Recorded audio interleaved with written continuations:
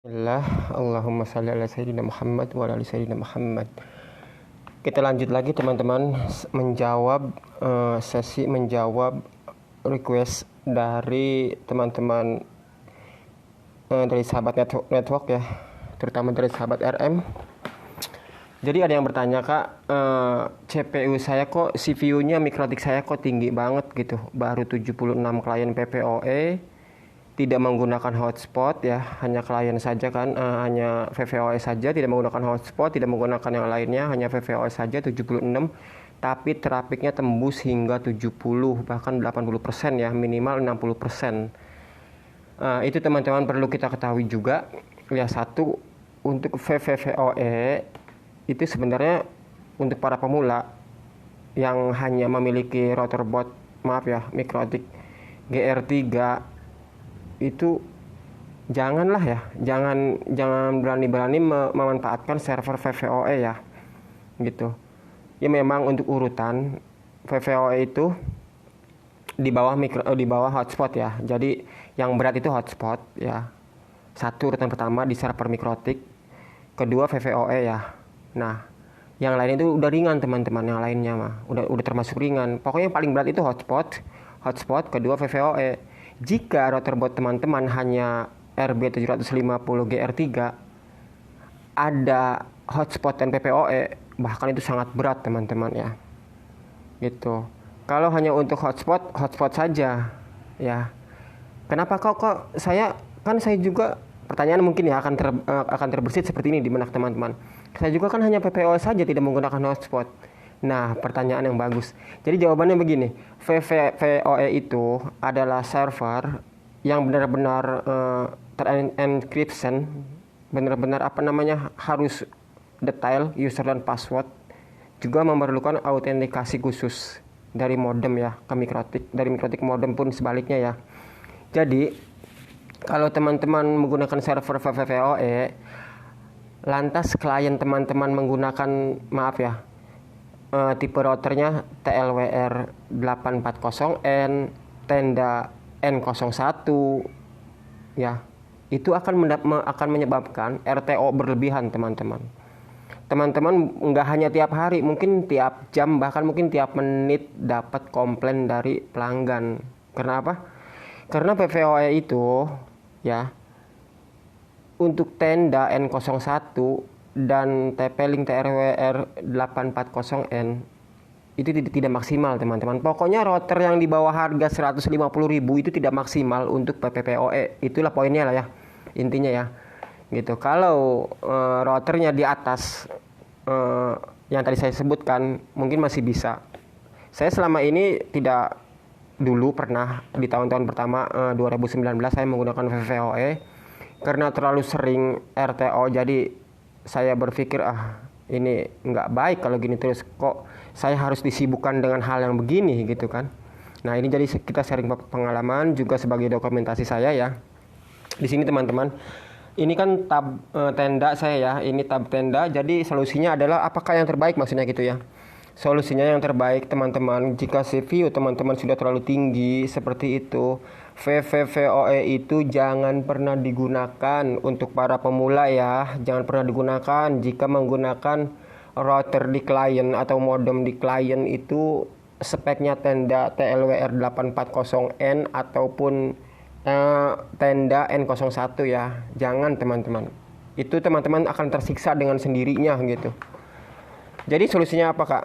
Solusinya kita gunakan statik ARP, itu jauh sangat lebih ringan. Misalkan teman-teman saat ini di Mikrotik teman-teman ya, CPU-nya sampai 60, 70, bahkan hampir 100% gitu kan di jam-jam sibuk. Jika teman-teman menggunakan statik dan memanfaatkan fitur ARP, itu teman-teman yang biasanya 60 paling maksimal itu 40% teman-teman. Itu karena apa? Karena ARP itu tidak membutuhkan autentikasi yang terus-menerus gitu. Jadi si Mikrotik tidak sibuk mengirimkan autentikasi user dan password, pun si modem tidak akan disibukkan dengan request dari Mikrotik itu gitu loh. Seperti itu ya. Jadi ARP statik ARP itu cukup sekali langsung terhubung teman-teman. Selama berlangganan tentunya ya, selama masih setor gitu kan. Seperti itu. Jadi ketika mati lampu, kemudian lampu hidup lagi, dia akan terhubung otomatis, tidak menunggu seperti VVVoE. Kalau VVVoE itu menunggu minimal 3 menit ya, bahkan sampai 10 menit mungkin jika mikrotiknya sedang sibuk, terlalu banyak request dari klien ya gitu, dari user VVoE itu sendiri. Solusi terbaik adalah ARV teman-teman. Di sini saya telah ada di tab ini, di tab tenda ya. Ini saya tenda, ini saya menggunakan statik sebelumnya ya, statik biasa belum ARP karena ini request dari sahabat networker. Jadi saya harus di sini benar-benar detail ya. Ini sebelumnya kan hanya statik biasa ya. Di sini kita buat di sini statik biasa kan. Ini di mikrotik belum saya konfigurasi IV plus ARP ya, statik plus ARP maksudnya gitu ya. Belum saya konfigurasi seperti itu. Kita konfigurasi teman-teman, step by stepnya, harap teliti ya untuk para pemula ya. Siap, kita menuju ke mikrotik. Kita menuju ke tab mikrotik. Ini sudah terbuka, kita tutup dulu sebentar. Oke, ini kita mulai.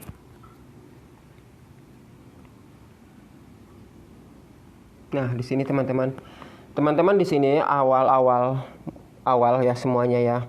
Awal klik kiri ke atas di sini, klik mode IP, klik IP ya, klik ARP di paling atas ARP, cari router atau modem teman-teman yang terhubung ke modem tersebut. Cari maksudnya di mikrotik cari port dari LAN ke modem-modem klien gitu. Misalkan teman-teman saat ini sedang menggunakan PVoE, jadi teman-teman bisa memanfaatkannya satu persatu gitu. Ini sekarang saya manual ya. Nanti jika ini video ini rame, saya mungkin bisa lanjut ke bab otomatisnya. Jadi gitu, ada ini manual, ada session manual, ada session otomatis. Jadi kedepannya jika ada pelanggan baru tidak perlu dimasukkan secara manual lagi. Jika video ini tembus banyak yang komen, banyak yang like ya gitu kan. Silahkan teman-teman komen untuk permintaannya. Jadi kita mode statik awalnya, kemudian di sini kita menggunakan mencari ya. Saya kan menggunakan Ether 4 untuk statik ini ya. Teman-teman di sana sesuaikan. Kalau Ether 4-nya awalnya PVoE, itu teman-teman bisa memanfaatkan ini langkah-langkahnya. Jadi teman-teman tidak harus ke tempat-tempat pelanggan, tidak. Jadi cukup di server saja di rumah, memasukkan mereka ke tab ARP statik ini gitu kan. Sesuaikan dengan alamat IP di pelanggan tersebut gitu. Jadi setelah misalkan nanti semuanya udah beres, nah baru server VVoE-nya itu dinonaktifkan gitu ya. Begini teman-teman caranya ya. Kita lanjut. Tadi kan di Ether 4 dengan IP berapa tadi? Sebentar. IP 192.168.4.9 ini paling atas teman-teman ya. Ini kita klik ke sini. Kita cari di Ether 4.9 ya.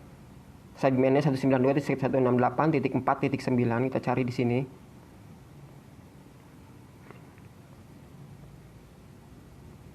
Ini titik 9 ya. Interface Ether 4 ini, kenapa ini atributnya ada bendera bawah tuh kan, ada logo, kenapa C gitu kan. C itu artinya komplit teman-teman ya. Kenapa? Karena ini statik. Kalau ini di modem tadi, modem tenda N ini, jika di modem ini modenya dinamik, dinamik IV, ini akan di sini akan terbaca, di sininya adalah D teman-teman, di sini tuh, di ini ya. Di ini nih, di Ether 4 ini, di Ether 4 ini akan terbacanya D teman-teman di sini. Dinamik ya. Karena ini statik jadi akan terbacanya C atributnya ya. Di bawahnya tuh kan ada tuh, di bawah interface Ether 4 tuh kan ada C kan. Itu komplit artinya ya. Kalau DAC itu kan dynamic active connection. Kalau C saja itu komplit teman-teman. Seperti itu. Kemudian teman-teman klik di sini. Klik di sini. Benarkah ini ketika kita sudah yakin, ketika kita sudah yakin bahwa ini pelanggan kita klik di sini, salin di sini, oke, salin seperti itu, ya. Kemudian klik ini kunci di atas, kanan atas kan ada seperti kunci Inggris itu kan, apa kunci pas apa kunci apa, klik di sini ya. Kemudian klik ini make static ya, klik, nah gitu. Atau tadi untuk make static teman-teman bisa seperti ini bisa, nah oh enggak. Nah, ini sudah permanen teman-teman, di sini status sudah permanen ya. Nanti kita step by stepnya teman-teman ya. Oke, di sini udah seperti ini tuh. Ini udah seperti ini ya. Nanti bisa kita komen nanti tapi ke depannya gitu kan. Ini tanda N01 kita pastikan itu ya. Jadi klik ini teman-teman, kemudian pastikan ini ya di copy. Saya ulangi ya, ini di copy. Oke, kemudian ini di sini di kanan atas ada seperti kunci Inggris, entah kunci pas, itu kita klik gini, kemudian kita klik make static. Nah, seperti itu teman-teman ya. Oke. Kemudian setelah itu kita masuk ke sini, kembali ke sini ke menu IP, ini IP, kemudian DHCP server. Kemudian lashes. Nah, di sini teman-teman.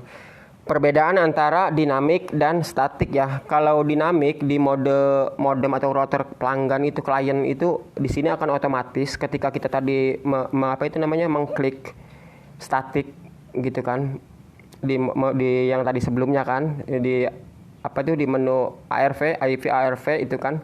Nah, di sini akan otomatis jika kita menggunakan DHCP di pelanggannya gitu kan. Jika kita menggunakan statik, kita harus manual teman-teman. Di sini agar teman-teman paham ya step by stepnya. Nanti jika ini jika ini videonya meledak, saya akan buatkan lagi, atau teman-teman ada request lanjutkan Kak ke versi dinamiknya otomatis gitu. Jadi ketika ada pelanggan tuh langsung terhubung otomatis dan langsung terdaftar di queue gitu kan, di simple queue-nya gitu kan. Kita tambah di sini, tambahkan IP-nya sesuaikan dengan IP tadi ya. Dengan IP ini, nah dengan IP ini teman-teman sesuaikan ya, 4.9. Kalau MAC address tadi kan sudah kita copy ya, MAC addressnya di sini 192.168.4.9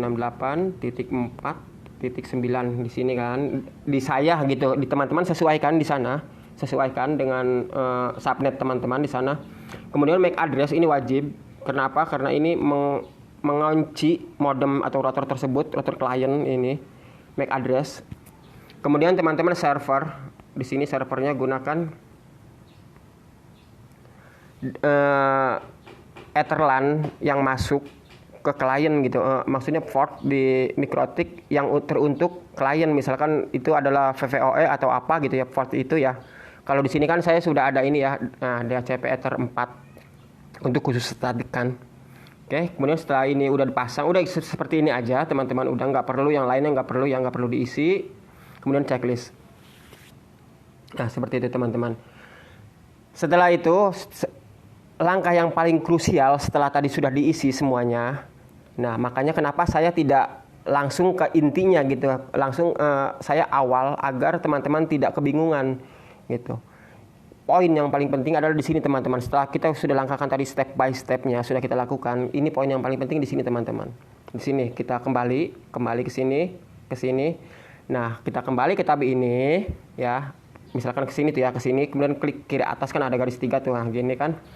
Kita klik interface. Nah, di sini teman-teman, pastikan port yang tercolok ke LAN klien itu kecolok ke tadi, kalau saya di sini kan Ether 4 ya, kalau teman-teman di sana sesuaikan. Nah, di sini kita interface, klik di sini. Tadi kan saya di Ether 4 kan. Nah, di sini sudah saya komen juga. Di sini ada komennya static ARP kan. Di sini kita klik di sini. Kita klik. Ini adalah poin yang paling penting teman-teman. Kita gulir ke bawah, kita scroll ke bawah, paling bawah. Nah, di sini ada ARV. Nah, ini truk. Awalnya kan enable ya. Kemudian kita rubah menjadi replay only, teman-teman. Di sini tuh. Klik ini panah, di sini paling bawah ada replay only ya. ARV replay only. Nah, di sini. Ketika ini diterapkan, maka secara otomatis router tadi atau modem tadi klien kita itu sudah terhubung, sudah MAC-nya sudah terkancing gitu. Itu. Kenapa saya tidak langsung seperti ini? Karena jika tadi kita belum diatur di step by step awal tadi, ini akan langsung terputus koneksinya teman-teman. Misalkan teman-teman PoE mau dipindahkan ke static ARP ini kan. Nah, Jika teman-teman langsung mengklik di sini, ini ya di ARP Reply Only, ini tidak otomatis mereka tidak akan ada internetnya, dan kemungkinan besar teman-teman juga kepusingan gitu kan. Itu ya pokoknya turuti step by step ini, karena saya segini kayaknya santai ya. Jika kurang dimengerti, kurang dipahami, ya silahkan ulang-ulang aja videonya, tambahkan ke favorit untuk nanti diputar ulang ya gitu. Oke, kemudian kita checklist teman-teman di sini. Nah, setelah kita checklist di sini, nah di sini teman-teman, tadi kan udah kita step by stepnya ya. Lalu kita coba di sini teman-teman. Kita coba di sini, kita coba merubah di sini ya. Kita coba merubah ini, misalkan kan ada tuh klien yang suka yang suka ngoprek. Kalau di sini apa ya disebutnya, dokter WP apa gitu ya, yang sok tahu lah bahasanya gitulah. Nah makanya kita nggak boleh kalah, kita sebagai pemilik server kita nggak boleh kalah cerdas dari teknisi dan tuan rumah dan klien gitu. Misalkan mereka di sini sudah kita kancing kan tadi kan di static ARP, mereka kemudian merubah, mereka tahu nih, misalkan tahu untuk akses ke sini, mereka tahu IP-nya kan. Kemudian mereka iseng-iseng merubah di sini titik 10 gitu kan. Di sini atau titik 100 semisal gitu kan. Nah, di sini teman-teman, misalkan dirubah oleh mereka dengan harapan apa? Agar bandwidth-nya loss gitu kan, bandwidth-nya loss ya. Kemudian mereka klik oke. Di sini kan sukses kan. Ini otomatis kan ada titik 100 gitu kan. Udah tersimpan di sini. Klik status lagi.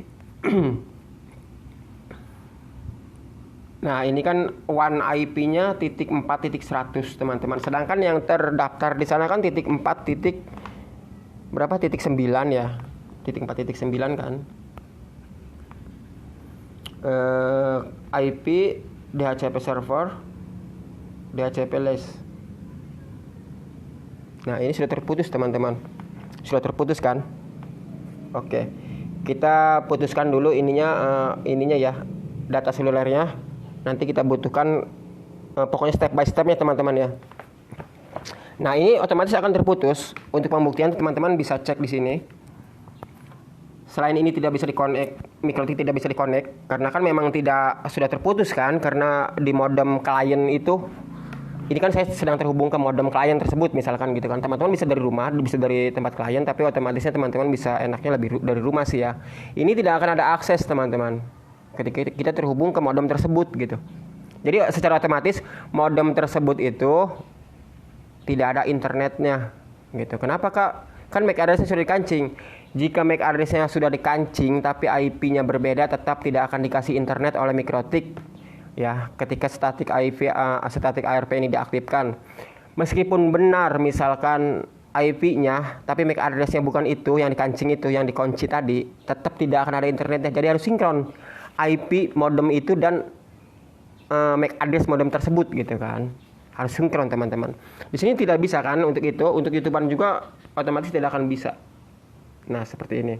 Maaf jika videonya agak panjang karena memang ini kan harus secara detail kan teman-teman ya. Karena ini juga belum termasuk nanti simple queue-nya kita isikan gitu kan secara manual gitu. Pokoknya untuk kedepannya jika ini banyak yang minta request untuk Kak tolong versi lengkapnya gitu, atau Kak tolong versi otomatisnya gitu, nanti akan saya buatkan next video ya teman-teman ya. Oke. Ini tidak ada internetnya kan teman-teman, kita pastikan ini tetap terhubung, WiFi tetap terhubung namun tidak ada internetnya teman-teman. Lantas apa yang harus kita lakukan? Nah, di sisi server itu tidak bisa berbuat apa-apa karena kan pihak klien sendiri yang memutuskan gitu, yang merubahnya, tidak bisa berbuat untuk di sisi server gitu, tidak bisa berbuat apa-apa. Nah, alternatifnya beritahu klien atau pelanggan di rumah tersebut ya gitu untuk merubah IP1 ini IP1 teman-teman, IP1 dari routernya, dari modemnya, seperti itu teman-teman ya. Untuk merubahnya jadi kesesuaian settingan kita gitu, ke IP kita gitu kan yang telah kita berikan sebelumnya.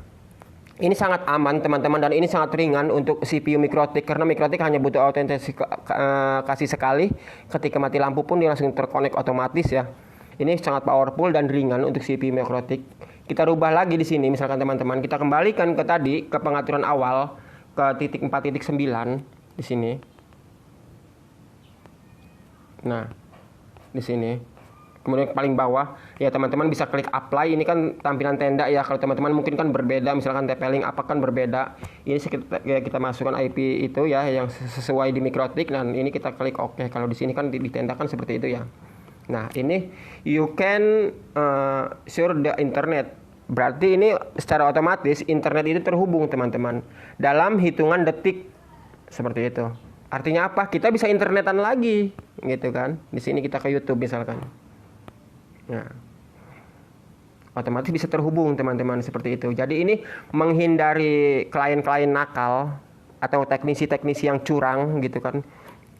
Teknisi curang itu apa? Teknisi yang suka berkhianat. Misalkan kita kasih konstruksi gini, malah dia diterapkannya berbeda seperti itu karena dibeli uang rokok lah bahasanya gitu oleh pelanggan. Nah itu seperti itu. Jadi kita tuh sebagai pemilik harus benar-benar cerdas. Moga kedepannya edukasi Mikrotik terus berjalan. Jika teman-teman menginginkannya ya, saya akan terus update terus ya. Nah di sisi Mikrotik juga tentunya kita sudah bisa teman-teman di sini meremote di sini ya. Kita klik di sini remote lagi. Nah sini sudah bisa teman-teman. Seperti itu. Kemudian apa setelah itu semua terjadi? Nah teman-teman yang perlu teman-teman lakukan, jika sebelumnya teman-teman sudah menggunakan VVOE, teman-teman pindahkan satu persatu. Tapi dengan catatan ininya di menu interface-nya ya. Di menu interface-nya di sini dengan catatan menu catat di sini. Jangan diaktifkan ini terlebih dahulu ya. Ini biarkan ini step paling akhir teman-teman. Setelah teman-teman konfigurasi tadi step by stepnya, ini semuanya misalkan ada 100 nih, udah dialihkan semua ke IV static ARV gitu kan.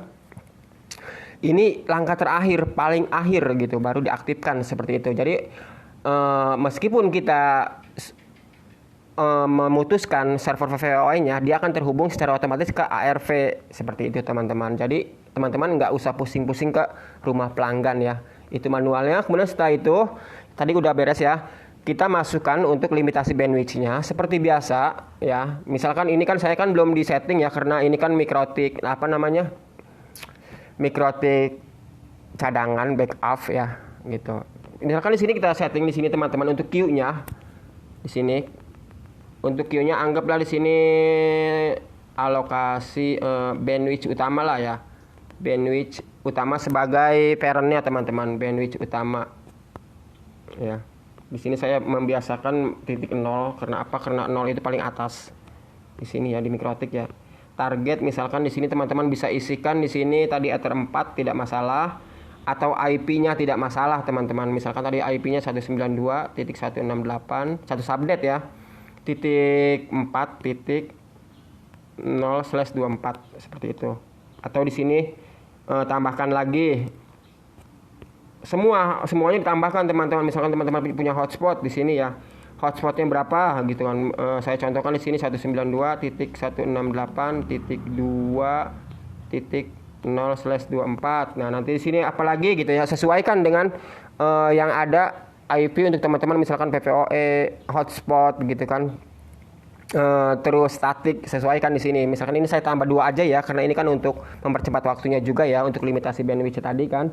Di sini tidak perlu karena ini kan parent utama, di sini make limit tidak perlu diisi ya. Di sini teman-teman. Nah, di sini di sini teman-teman klik di sini parent none. Di sini jika ada terjadi seperti ini. Nah, udah ini biarkan semuanya, biarkan. Nah, ini sebagai parent utama. Kemudian teman-teman tambahkan lagi di sini parent misalkan tadi static ARP /ether 4 lah gitu ya. Ether 4 seperti ini teman-teman. Nah, target di sini teman-teman harus spesifik, harus sesuai, harus sama ya. Tadi kan 192, kalau di saya ya 198.4.0/24 atau Ether 4 gitu, nggak masalah di sini. Atau dua-duanya juga nggak masalah, yang penting tertujunya ke itu gitu kan. Nah, misalkan Ether 4 di sini. Itu karena tadi kan saya menggunakan Ether 4 kan. Oke. Kemudian di sini make limit. Misalkan teman-teman di sini untuk khusus untuk ini, untuk apa namanya? Untuk bandwidth ini ya, supaya tidak rebutan. Nanti ke depannya kita bahas lagi tentang simple queue yang lebih spesifik ya.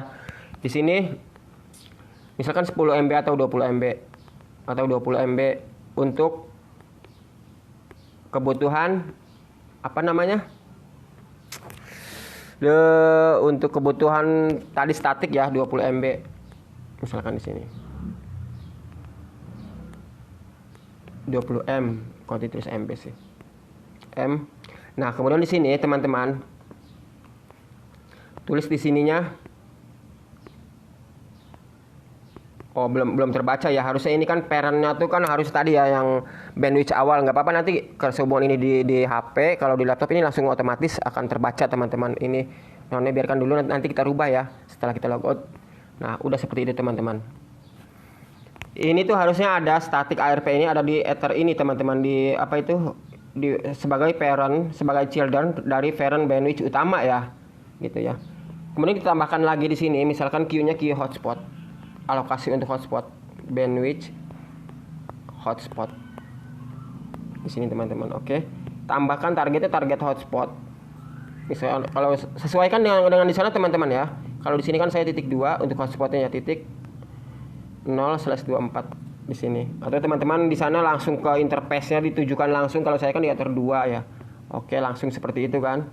Kemudian max limitnya di sini menggunakan misalkan 20 MB juga lah ya. 20 M di sini juga sama 20 M. Seperti ini. Jika teman-teman sama dengan saya settingannya di sini, maka akan sesuai ya di sini ya. Nanti untuk lebih spesifiknya tentang simple queue saya bahas di video next video ya teman-teman ya. Ini kita checklist karena ada juga manfaat simple queue jika kita bisa menyetingnya ya secara terarah gitu kan. Kita keluar dulu karena ini kan belum jadi karena ini static ARP belum jadi children dan juga bandwidth hotspot belum jadi children daripada bandwidth utama. Kita kembali dulu ke sini, kita logout dulu di sini agar dia nanti bisa sebagai, kemudian login ulang, agar bisa sebagai children daripada parent utama gitu. Seperti itu. Sini klik. Kemudian di sini tambahkan di sini kita kembali ke queues, simple queues. Nah, ini kita rubah parentnya di sini, rubah teman-teman parentnya di sini ke bandwidth utama ya. Pun ini hotspot ya sama ke parentnya ke bandwidth utama di sana. Nah, seperti itu teman-teman. Jadi bandwidth utama memiliki children static atau anak ya, memiliki anak static ARP Ether 4 dan bandwidth hotspot Ether 2. Ini hotspotnya tidak berjalan karena memang saya tidak di sini, hotspotnya tidak saya aktifkan untuk tidak saya colokkan lah gitu ya Ethernya ya, karena ini kan untuk penggunaan pribadi, saya bukan di server saya agak jauh di sana 1 kilo dari sini ya. Oke teman-teman, next kita tambahkan lagi di sini untuk anak dari static ARP tadi ya, yang kita sebutkan, yang kita setting di awal tadi kan 192.168.4.9 di sini teman-teman. Oke, targetnya itu namanya misalkan nama pelanggan misalkan Samrun lah ya, Samrun gitu. Ini Samrun namanya, misalkan nama klien teman-teman Samrun. Kita tuliskan IP-nya di sini.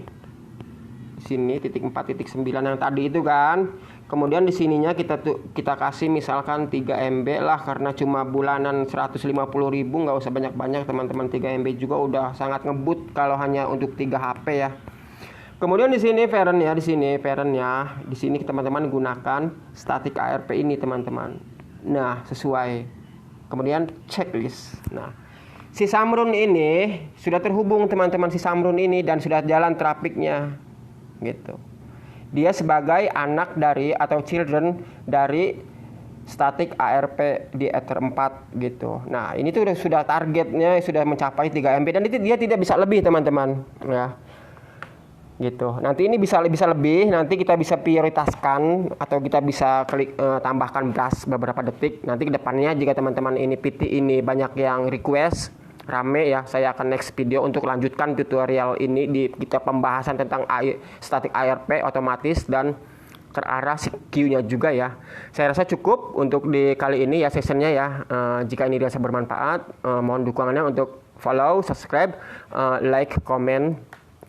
Juga ini juga bukan berarti saya menggurui. Mohon saya disclaimer lagi ya. Ini sebagai dokumentasi saya juga, menambah-nambah kita sama-sama belajar wawasan kita, perpustakaan pengetahuan kita tentang bab mikrotik ya teman-teman, karena mikrotik ini lumayan rumit untuk para pemula. Moga kita bisa belajar bareng di sini. Saya tutup akhirul kalam. Wassalamualaikum warahmatullahi wabarakatuh.